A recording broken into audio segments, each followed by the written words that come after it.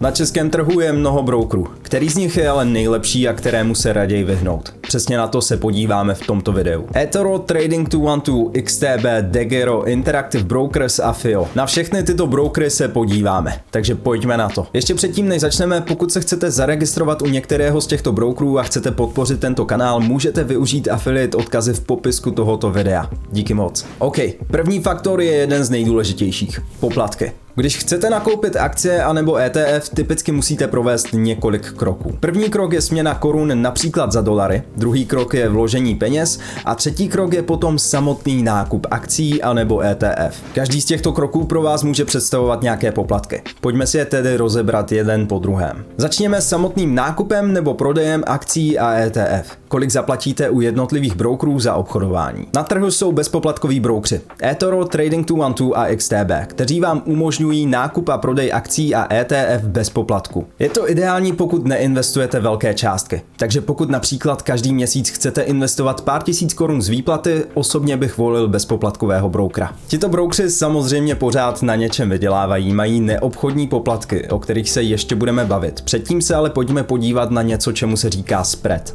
Spread je na trhu úplně vždy. Když si například vygooglujete cenu akcí Apple, uvidíte jenom jedno číslo. Reálně jsou ale na každém trhu dvě čísla. Nabídka a poptávka, neboli bid a ask. V podstatě ta cena, kterou vidíte na Google, je průměr mezi cenou bid a ask. Vysvětlím to na tomto příkladu. Petr by rád koupil akcie společnosti X a je ochoten zaplatit za jednu akci $999. Adam by akci X rád prodal, ale požaduje za ní $1000. Cena, kterou uvidíte na Google, je tedy $999,5. Pokud ale reálně chcete akcie koupit, musíte dát Adamovi $1000. V tomto případě je spread $1. Tento spread máte na každém trhu a je jak u bezpoplatkových, tak i u poplatkových brokerů. Jak už jsem zmínil, u eToro, XTB a Trading212 neplatíte za nákup a prodej ETF a akcí žádný poplatek.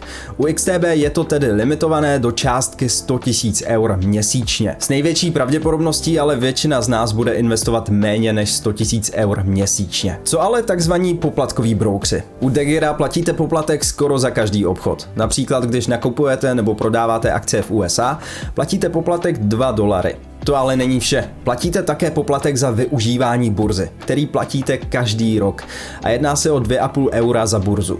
Pokud tedy například vlastníte akcie na 4 burzách, za rok zaplatíte 10 eur na tomto poplatku. Z mé zkušenosti mohu říct, že i když ten poplatek za samotné obchodování není příliš vysoký, poměrně rychle se nasčítá. A ten poplatek za využívání burzy, to je úplně jiná story. Degiro je jediný broker, který tento poplatek má, a pokud investujete na různých burzách, poměrně rychle se vám to nasčítá. U FIO e-brokera platíte poměrně vysoké poplatky za obchodování. Například za nákup nebo prodej na amerických burzách zaplatíte poplatek $7,95. Za mě se jednoznačně jedná o brokera s nejvyššími poplatky. U Interactive Brokers jsou poplatky za obchodování nižší. Počítají se z počtu akcí, který obchodujete. Pokud ale investujete menší částky, pak s největší pravděpodobností za obchod v USA zaplatíte $1 a nebo méně. Například, když jsem osobně kupoval na Interactive Brokers akcie v USA v hodnotě $12 900, zaplatil jsem za tento obchod poplatek $0,5. Při nákupu akcí v Německu jsem za obchod o velikosti asi 3,5 tisíce eur zaplatil poplatek 1,75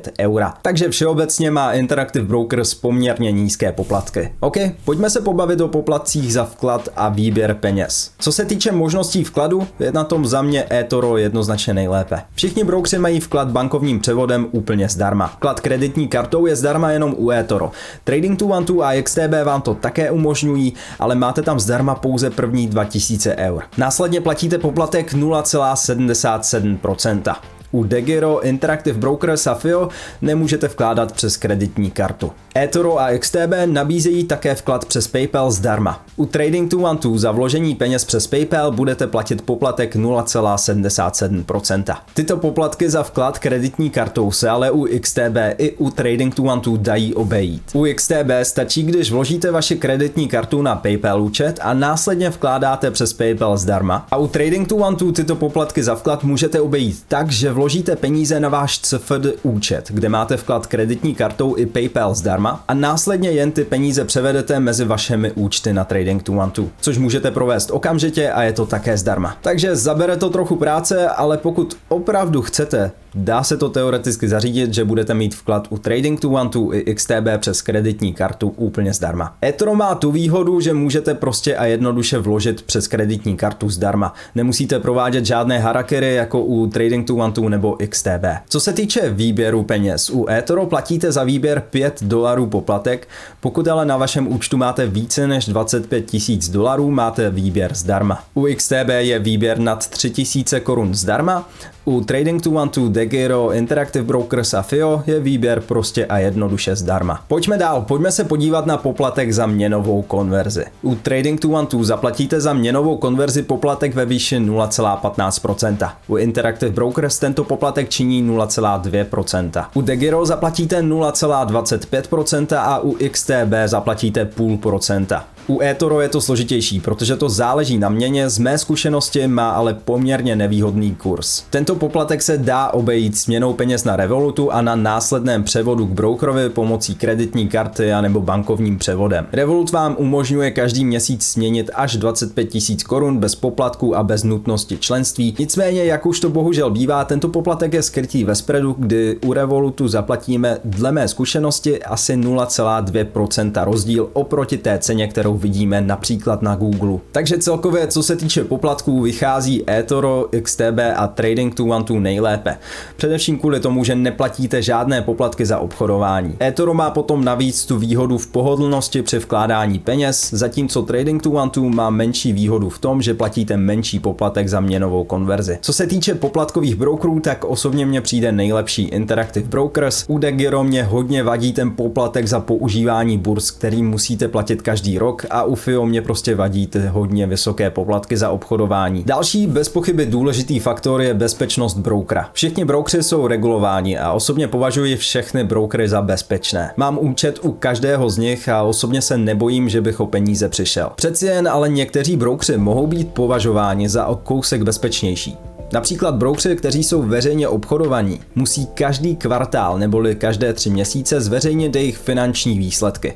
Můžeme se tedy podívat na to, jak se společnosti daří, kolik peněz vydělala, kolik peněz dluží a co všechno vlastní. Tato transparentnost nám může pomoci zhodnotit jejich finanční zdraví a přidává to rozhodně na důvěře tohoto brokera a částečně i na bezpečnosti. XTB, Interactive Brokers i DeGiro jsou obchodováni na burze a osobně při pohledu na jejich finanční výsledky nevidím důvod k obavám. Jedná se o profitabilní firmy s dlouhou historií, které nemají příliš dluhu. U Trading 212, eToro a FIO se na finanční výsledky podívat nemůžeme. I přesto ale považuji všechny tyto brokery za bezpečné. eToro i Trading 212 jsou regulováni Kyperskou komisí pro cenné papíry CISEC, kde jsou vaše vklady pojištěny až do výše 20,000 eur. Obě tyto společnosti ale mají navíc privátní pojistku, která vám dodává další úroveň ochrany.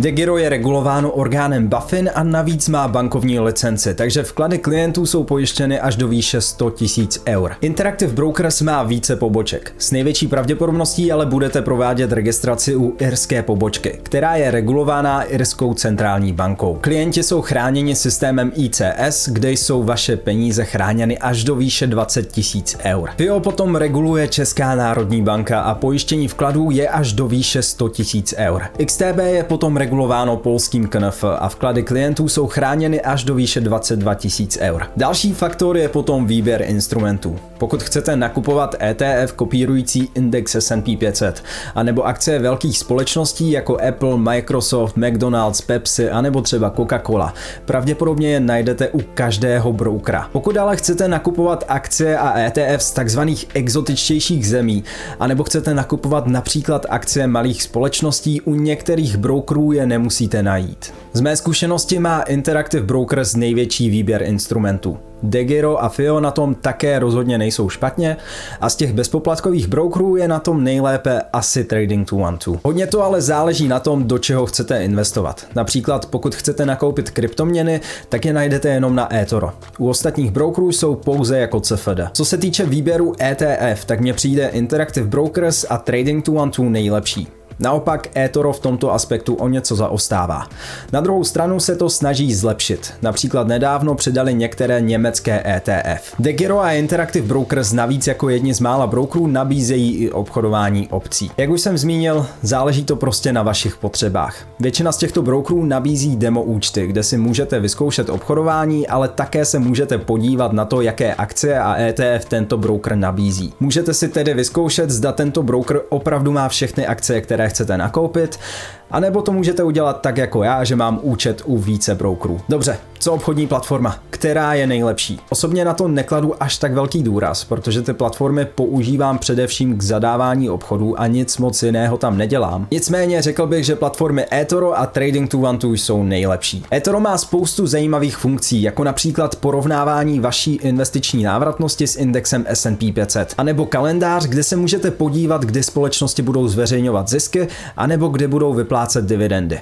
Navíc má tato platforma hodně silný sociální aspekt. Miliony lidí píší každý den jejich názory na akcie. Přirovnal bych to k takovému Twitteru pro akcie. Jinak je platforma přehledná a intuitivní. K dispozici máte také demo účet, takže si nejdřív obchodování můžete vyzkoušet s virtuálními penězi. Trading212 má také super platformu. Je jednoduchá a intuitivní. Hodně se mi líbí oddělení CFD účtu od investičního účtu. Především pro začátečníky je to skvělá funkce, protože jim to může zabránit v tom, aby místo akcí nakoupili omylem CFD. Naopak platformy FIO a XTB mi přijdou jako nejhorší. U FIO je platforma snad z 80. let a u XTB mě ta platforma přijde nepřehledná a taková neintuitivní. Osobně bych řekl, že u XTB je velmi jednoduché pro začátečníka, aby se spletl a místo akcí nakoupil například CFD. Jedná se ale jen o můj subjektivní názor. Dobrá věc je, že většina z těchto brokerů nabízí i demo účty. To znamená, že si tu platformu můžete vyzkoušet s virtuálními penězi. A je pravda, že XTB se snaží platformu zjednodušit a zlepšit, například nedávno přidali investiční plány. A tím se dostávám ke speciálním funkcím. Jak jste si mohli všimnout, brokeři jsou poměrně vyrovnaní a tak se snaží odlišit různými funkcemi. Například na eToro můžete kopírovat ostatní uživatele. Nepotřebujete k tomu hodně peněz, můžete začít i s $200 a funguje to velmi jednoduše. Když já mám své portfolio na eToro a nakoupím například za 5% mého portfolia akcie Apple, tak pokud mě kopírujete, tak se automaticky 5% z té částky, se kterou kopírujete, investuje do akcí Apple.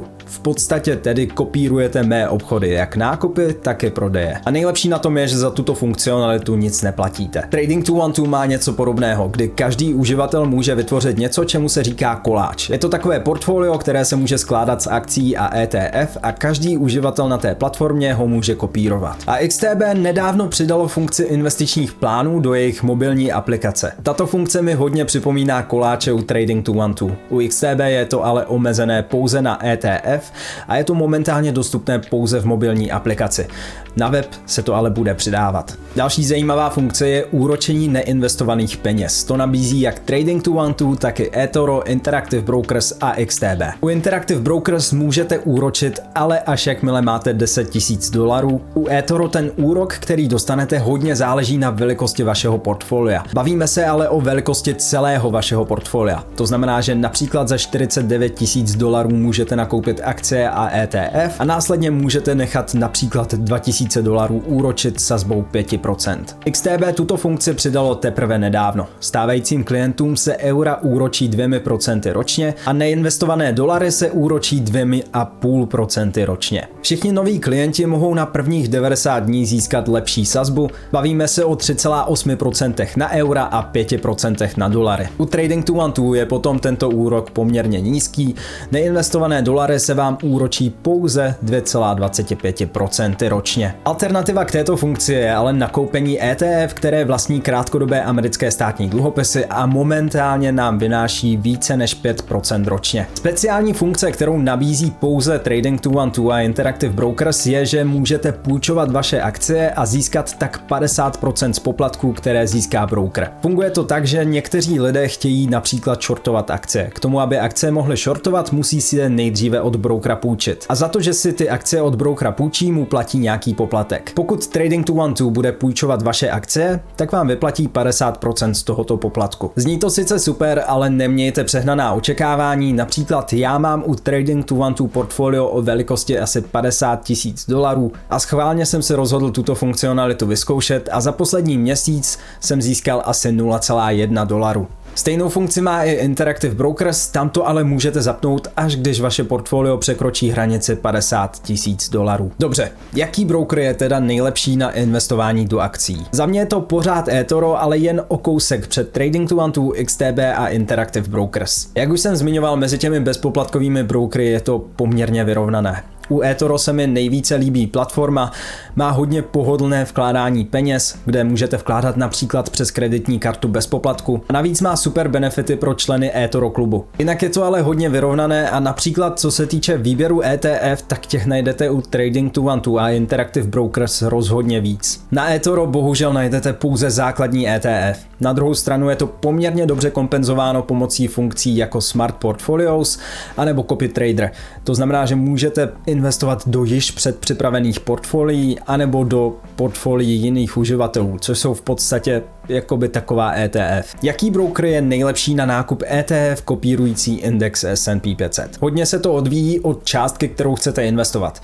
Například pokud chcete investovat menší částky, u poplatkových brokerů vám brzy začnou vadit poplatky. Všeobecně mi ale na investování do ETF přijde nejlepší Trading212, především díky přehledné platformě, nulovým poplatkům za obchodování, dobrému výběru ETF a nízkému poplatku za měnovou konverzi. Obecně ale ETF kopírující index S&P 500 najdete u každého brokera. Pojďme se tedy podívat na to, kolik za nákup tohoto ETF u jednotlivých brokerů zaplatíte. Řekněme, že chci nakoupit toto ETF za $1,000. U FIO zaplatím poplatek $7,95 za nákup. Navíc nemohu nakoupit zlomkové akcie, to znamená, že za mých $1,000 nakoupím pouze 2 akcie VOO. U DEGIRO zaplatím €1 jako manipulační poplatek a následně platím €2,5 ročně za využívání burzy. Navíc podobně jako u FIO nemohu nakoupit zlomkové akcie, takže z největší pravděpodobností bych nemohl investovat celou částku $1,000. U Interactive Brokers záleží na typu účtu. U tiered účtu bychom platili s největší pravděpodobností $0,35.